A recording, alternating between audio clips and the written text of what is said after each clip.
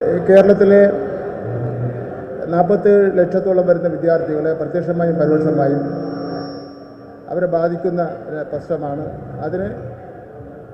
അതിനുവേണ്ടി ലഭിക്കുന്ന ഫണ്ട് നമ്മൾ ഒരു കാരണവശാലും ഒഴിവാക്കേണ്ടതില്ല. രണ്ടാമത്തെ കാര്യം, ഫണ്ട് വാങ്ങുന്നത് കേരളത്തിൻ്റെ വിദ്യാഭ്യാസ പാരമ്പര്യവും മതേതരത്വം, സാമ്രാജ്യത്തിന് വിരുദ്ധമായിട്ടുള്ള നിലപാട്, അതുപോലെ തന്നെ വർഗീയതയ്ക്കെതിരായിട്ടുള്ള നിലപാട്, ഇതെല്ലാം നമ്മുടെ പാഠപുസ്തകത്തിലുള്ള കാര്യങ്ങളാണ്. അതെല്ലാം ഉൾക്കൊണ്ടുള്ള പാഠപുസ്തകമാണ് നമ്മൾ ഇറക്കിയത്. ഇതിൽ പ്രത്യേകം NEP-യിൽ പറയുന്നുണ്ട്,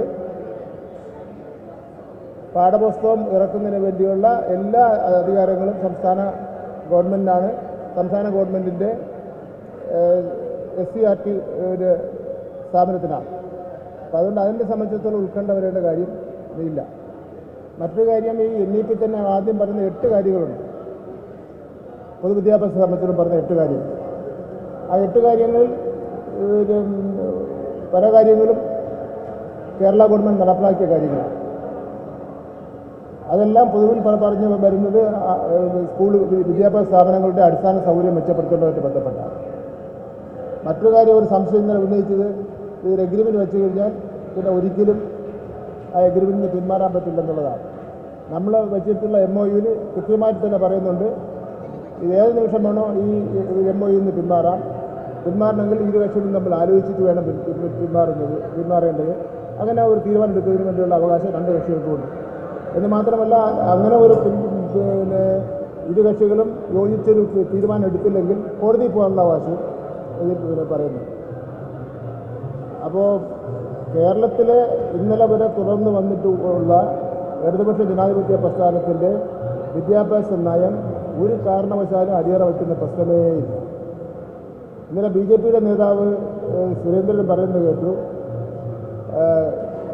ദേശീയ അടിസ്ഥാനത്തിലുള്ള RSS-ൻ്റെയും അതുപോലെ ഉള്ള ആൾക്കാരുടെ ചരിത്രവും അവരുടെ പ്രവർത്തന ശൈലിയൊക്കെ തന്നെ ഞങ്ങൾ കേരളത്തിലെ വിദ്യാർത്ഥികളെ പാഠപുസ്തകത്തിലൂടെ പഠിപ്പിക്കുമെന്നാണ് പറയുന്നത്.